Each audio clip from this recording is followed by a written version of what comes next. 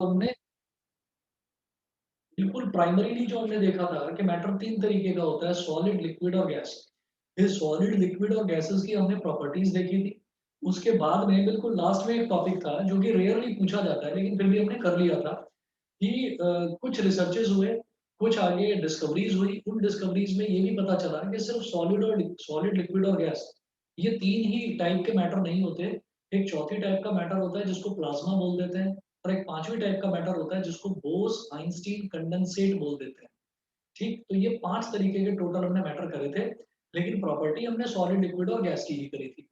उसके अलावा हमने देखा था टेम्परेचर का कॉन्सेप्ट, हमने देखा था कि एक स्टेट से दूसरी स्टेट कैसे चेंज करी जाती है, by lowering the temperature, by raising the temperature, by changing the pressure. तो ये बहुत सारी चीज़ें हमने इसमें करी थी। अब हमने मैटर के बारे में तो फर्स्ट चैप्टर में पढ़ लिया, लेकिन उसके बाद हमें ये देखना है कि जो मैटर हमको देखने को मिलता है, चाहे वो सॉलिड हो, चाहे वो लिक्विड हो, चाहे वो गैस हो, वो प्योर होता है या नहीं होता? तो प्योर का मतलब हम जो सीधे-सीधे जो सीधी भाषा में समझते हैं, प्योर का मतलब होता है शुद्ध। तो शुद्ध का मतलब ये है कि एक चीज़ जो बहुत शुद्ध है या बहुत पवित्र है, उसको हमने प्योर बोल दिया और जो चीज़ गंदी है, उसको हमने बोल दिया कि ये इम्प्योर है। तो ये तो हमने सीधा-सीधा मतलब समझा, किसी भी शब्द का हमने हिंदी में मतलब समझा कि प्योर का मतलब शुद्ध हो गया और इम्प्योर का मतलब अशुद्ध हो गया।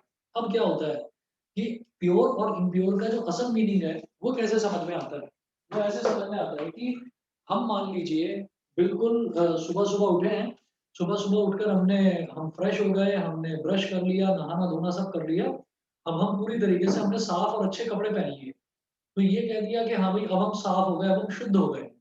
तो फिर हमने क्या करा, फिर हम ग्राउंड चले गए, ग्राउंड में हमने खेलना-कूदना शुरू कर दिया।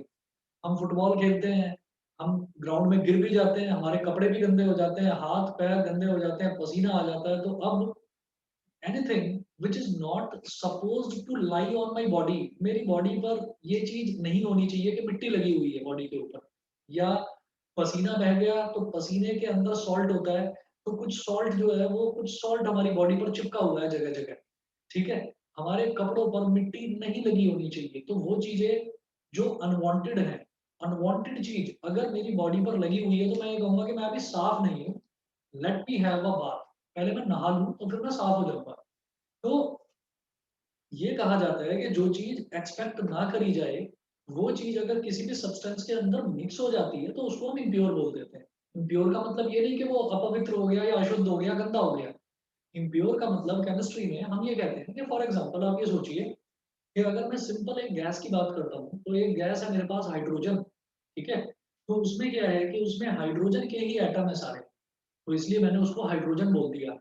अब हमने क्या करा, अब हमने एक केमिकल रिएक्शन कराया और उसमें कुछ पर्टिकुलर रेशो और प्रोपोर्शन फॉलो करते हुए ऑक्सीजन गैस की मिक्सिंग कर दी। तो हाइड्रोजन के 2 एटम ले लिए और ऑक्सीजन का 1 एटम ले लिया और दोनों को केमिकली कंबाइन करा, तो H2O, हाइड्रोजन के 2 एटम, ऑक्सीजन का 1 एटम, तो H2O ये क्या बन गया? ये पानी बन गया। तो बेसिकली अगर देखा जाए, तो ये भी इम्प्योर है। क्यों? क्योंकि इसमें पार्टिकुलरली हाइड्रोजन नहीं है। इसके अंदर हाइड्रोजन के अंदर ऑक्सीजन मिक्स्ड है या पार्टिकुलरली ऑक्सीजन नहीं है, ऑक्सीजन के अंदर हाइड्रोजन मिक्स्ड है। तो अगर हम ये कहते हैं कि किसी एक चीज़ के अंदर दूसरी चीज़ का मिक्सिंग हो जाती है, तो हम उसको बोल देते हैं कि ये अब प्योर नहीं है, ये इम्प्योर है। मेरी बात समझ में आ गई? Yes sir. मेरी Yes, बात sir. समझ में आ गई? तो वाटर जो होता है, वाटर वाटर के अंदर किसी तरीके की कोई गंदगी नहीं है, धूल-मिट्टी कुछ नहीं है। लेकिन फिर भी हम वाटर को प्योर ना बोलकर इम्प्योर बोलेंगे, क्यों? क्योंकि उसमें 2 तरीके की चीज़ें मिक्स हैं, हाइड्रोजन और ऑक्सीजन, ठीक है? और नहीं तो अगर हम साफ-साफ समझें कि अगर हम गंदे हो गए, हम इम्प्योर हो गए, तो हम नहाते किससे हैं? पानी से नहाते हैं और पानी से नहा के हम ये कहते हैं कि सारी गंदगी साफ हो गई, अब हम साफ हो गए, अब हम प्योर हो गए। तो प्योर और इम्प्योर का वो मतलब मत समझिए जो अब तक समझते आए हैं। प्योर का मतलब ये है कि जिसमें एक ही तरीके के सारे एटम्स और मॉलिक्यूल्स हैं, जिसमें 2 या 2 से ज़्यादा तरीके के सारे एटम्स या मॉलिक्यूल्स मिक्स्ड हैं, उसको हम बोल देते हैं इम्प्योर सब्सटेंस। तो हम सबसे पहले प्योर और इम्प्योर को ये समझ चुके हैं हम, मैं अभी नोट भी करवाऊँगा आपको सारी चीज़ें। उसके बाद हम ये कहते हैं कि अगर 2 चीज़ें मिक्स होती हैं, तो वो मिक्स होने का भी तरीका होता है। तरीका कैसे? तरीका ऐसे है कि मेरे पास पानी है, बिल्कुल डिस्टिल्ड वाटर है, एकदम क्लीन पानी है, उसमें किसी तरीके की कोई गंदगी नहीं है।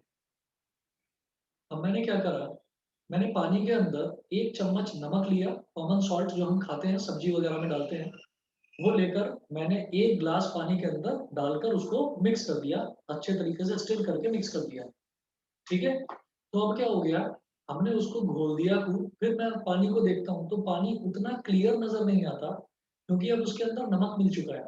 तो पानी थोड़ा-सा धुंधला-सा हो जाता है। होता तो है कि आप अगर एक ग्लास टम्बलर में अगर आपने पानी डाला, तो आप क्लीनली, ओपनली, ट्रांसपेरेंटली उसके आर-पार देख सकते हैं। लेकिन थोड़ा बहुत उसमें गंदगी, ऐसा लगता है कि कुछ गंदगी मिल गई है, मतलब वो ट्रांसपेरेंट ना बोलकर उसको हम ट्रांसलूसेंट बोल देते हैं। ट्रांसलूसेंट एक ऐसा सब्सटेंस होता है जिसके आर-पार देखा तो जा सकता है, पर उतना साफ नहीं देखा जा सकता जितना ट्रांसपेरेंट मीडियम के आर-पार देखा जा सकता है।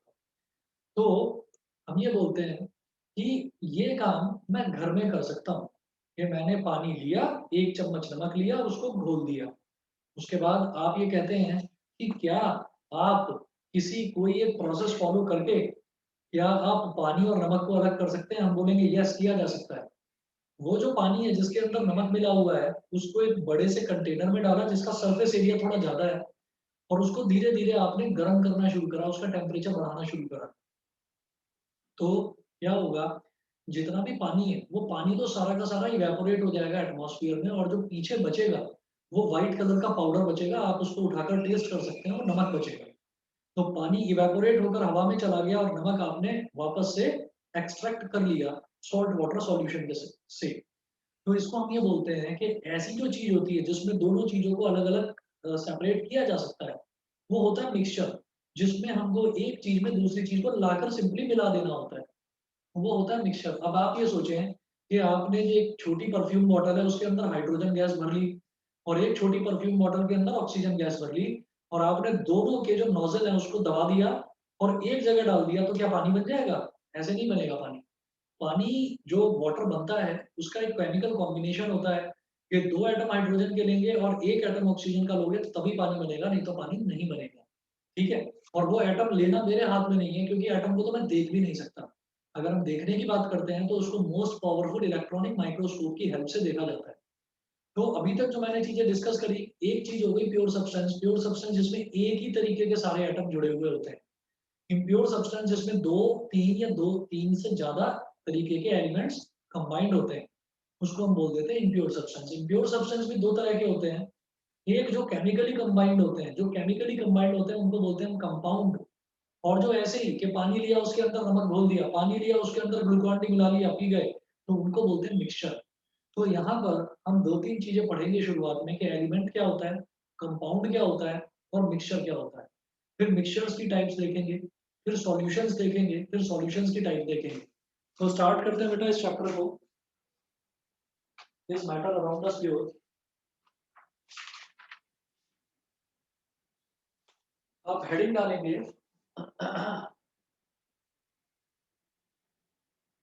चैप्टर है this matter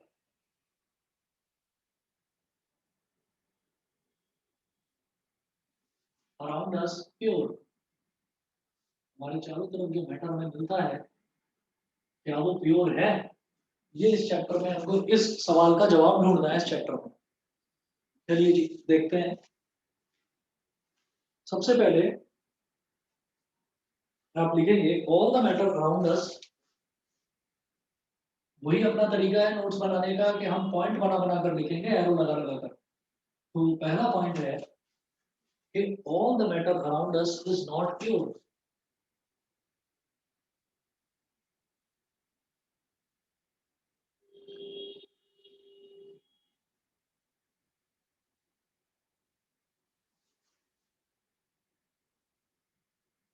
all the matter around us is not pure. Second point लिखेंगे the matter around us is of two types.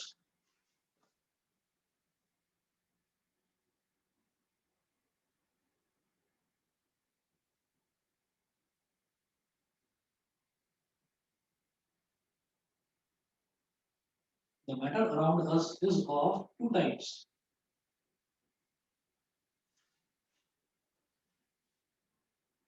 Pure substances and mixtures.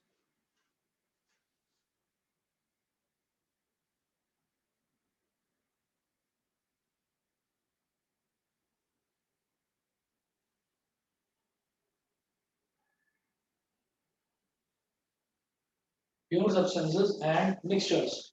Mixtures के आगे ब्रैकेट में लिखिएगा impure substances. Impure substances.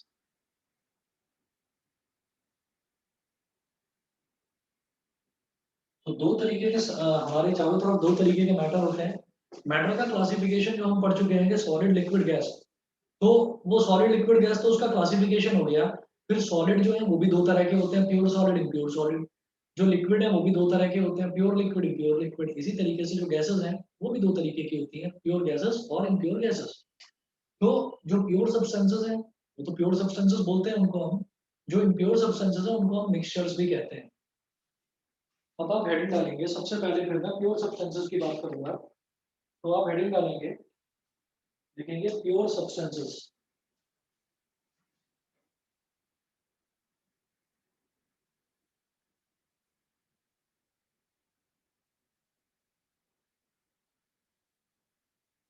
Pure substances में आप लिखेंगे elements and compounds. Elements and compounds. Elements हो या कंपाउंड्स हो, उनको हम प्योर सब्सटेंसेस की कैटेगरी में ही डालते हैं।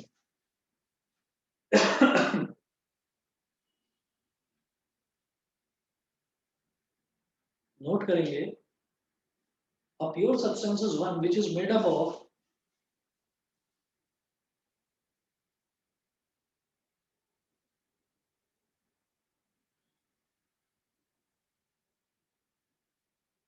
a pure substance is one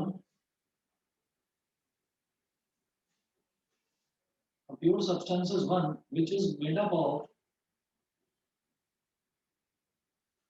a pure substance is one which is made up of only one kind of particles. Made up of only one kind of particles.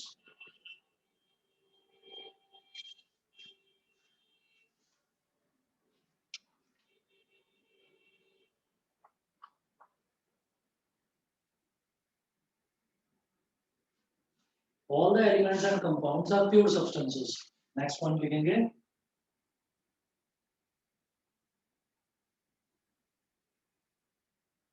all the elements and compounds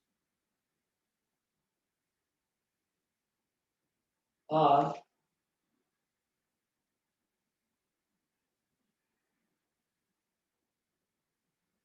all the elements and compounds are pure substances because they contain only one kind of particles. Because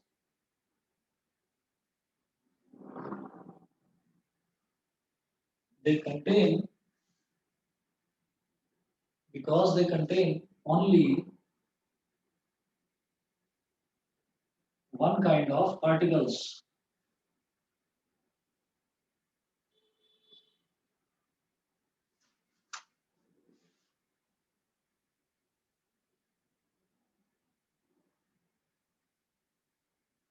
Because they contain only one kind of particles. अब example में लिखेंगे, example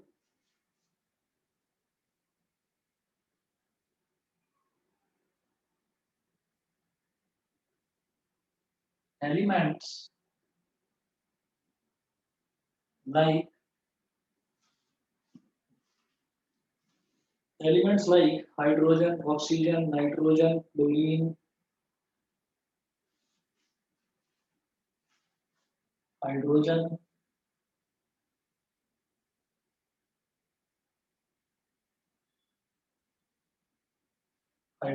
comma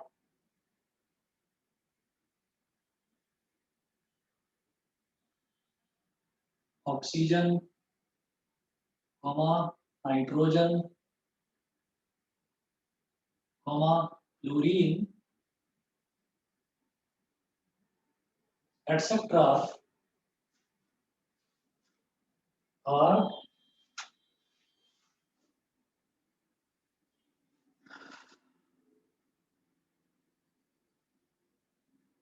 are pure substances. are pure substances. ये तो हो गया elements का example. Elements क्या हो गए? जैसे हाइड्रोजन एक एलिमेंट है, ऑक्सीजन एक एलिमेंट है, नाइट्रोजन एक एलिमेंट है. अब अगर मान लीजिए इनको हम मिक्स कर दें, दूसरा लिखें compounds like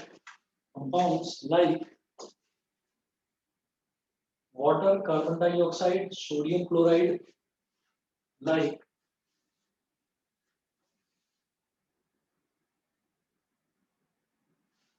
water, carbon dioxide,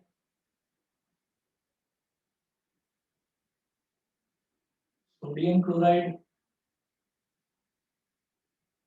sugar, etc. are pure substances. ये भी सारे के सारे प्योर सब्सटेंसेस हैं. ऐसे कैसे भी? अभी तो हमने ये देखा था जो वाटर है, वाटर तो दो तरीके के एलिमेंट से मिलकर बनता है, हाइड्रोजन से और ऑक्सीजन से. तो अब आप इसको प्योर कैसे बोल रहे हैं? इसी तरीके से कार्बन डाइऑक्साइड भी दो एलिमेंट से मिलकर बनती है, कार्बन से और ऑक्सीजन से. तो फिर इसको प्योर कैसे बोल रहे हैं? देखिएगा, ऐसा होता है कि हम किस चीज को अलग कर सकते हैं और किस चीज को अलग नहीं कर सकते, इससे पता चलता है कि कोई भी चीज कितनी प्योर है या इम्प्योर है. तो हमने कहा कि एलिमेंट, अगर हम ये बोलते हैं कि हाइड्रोजन, तो हाइड्रोजन तो एक गैस है तो लेकिन सिर्फ हाइड्रोजन ही ना, उसके अंदर तो कोई और चीज नहीं है. लेकिन फिर मैं ये बात करता हूँ कि हाइड्रोजन को अगर मैं चेक करता हूँ तो मुझे उसके अंदर हाइड्रोजन ही हाइड्रोजन मिलेगी और कुछ नहीं मिलेगा. उसके बाद मैंने कहा कि मैंने हाइड्रोजन और ऑक्सीजन को केमिकली कंबाइन करा दिया तो H2O बन गया.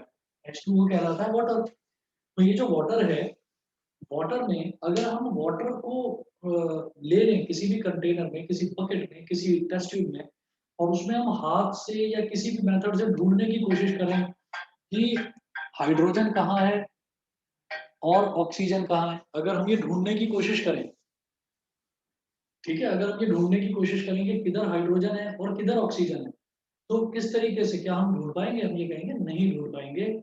जब वाटर बन गया, केमिकली कंबाइन होकर जब वाटर बन गया, तो वाटर को अगर हम अलग अलग करेंगे तो वाटर में सिर्फ और सिर्फ पानी की ही बूंदें मिलेंगी. ठीक है, सिर्फ और सिर्फ पानी ही मिलेगा, वहां पर और कोई चीज नहीं मिलेगी. इसी तरीके से अगर मैं कार्बन डाइऑक्साइड की बात करता हूँ, मैं कार्बन डाइऑक्साइड को पकड़ के और कोशिश करूँ कि कार्बन को अलग कर दूं, ऑक्सीजन को अलग कर दूं, तो वो भी पॉसिबल नहीं है मेरे लिए, नहीं कर पाऊंगा. तो इसी तरीके से शुगर है, हमारे पास चीनी है, तो हम चीनी को अगर अलग अलग करने की कोशिश करें, शुगर का फॉर्मूला आपको बताता हूँ. शुगर का फॉर्मूला होता है बेटा C12H22O11. तो ये कार्बन, हाइड्रोजन और ऑक्सीजन से मिलकर बनती है शुगर. ठीक है, तो क्या हम इसमें ये ढूंढेंगे कि किधर कार्बन है, किधर हाइड्रोजन है, किधर ऑक्सीजन है? नहीं ढूंढ पाएंगे. ठीक है, तो ये केमिकली कंबाइन हो चुकी हैं तीनों चीजें. तो इस तरह से शुगर बना, केमिकली कंबाइन हो गया, उस तरीके से वाटर बना. अब वो अलग अलग नहीं हो पाएगा. हाँ, लेकिन अगर मैं मिक्सचर की बात करूं, जैसे कि मैंने पानी के अंदर नमक घोल दिया, तो मैं उसमें से पानी को और नमक को अलग अलग कर सकता हूँ. तो इसलिए उनको हम इम्प्योर बोलते हैं, जहां पर दो अलग अलग चीजों को हम फिजिकल मेथड से हम अलग अलग कर सकें. और जिसमें अलग अलग नहीं कर पाते तो उनको हम बोल देते हैं कि वो कंपाउंड है and they are called pure substances. सभी को क्लियर है इतना? Yes, sir. ठीक है, चलिए जी, अब अगला आप लिखेंगे इम्प्योर सब्सटेंसेस. प्योर सब्सटेंसेस तो हो गए all elements and compounds are called pure substances. फिर लिखेंगे इम्प्योर सब्सटेंसेस.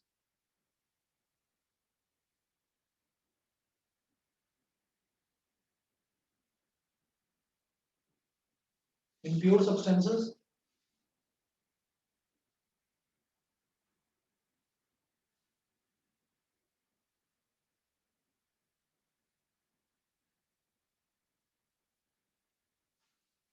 Impure substances उनको बोलते हैं mixtures. A mixture is one which contains two or more different kinds of particles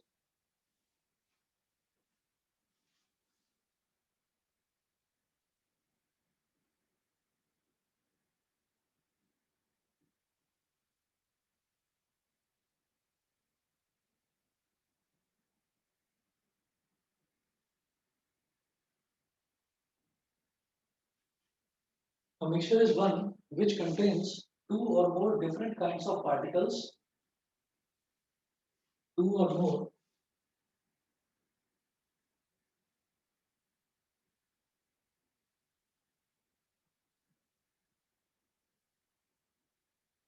different kinds of particles,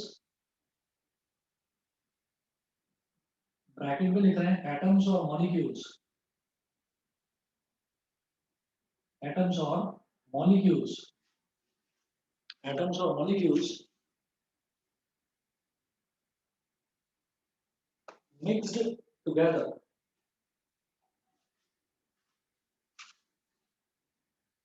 mixed together. Next point लिखेंगे,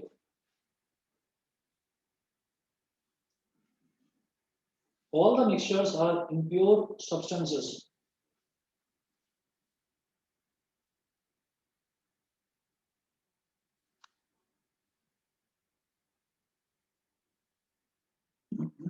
All the mixtures are impure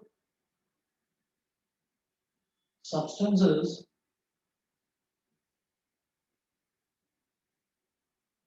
because they contain more than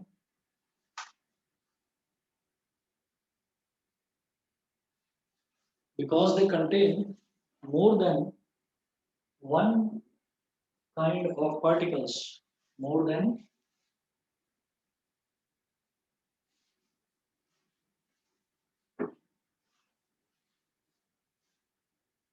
one kind of particles.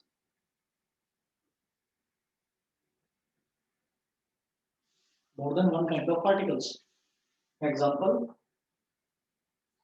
salt solution, sugar solution,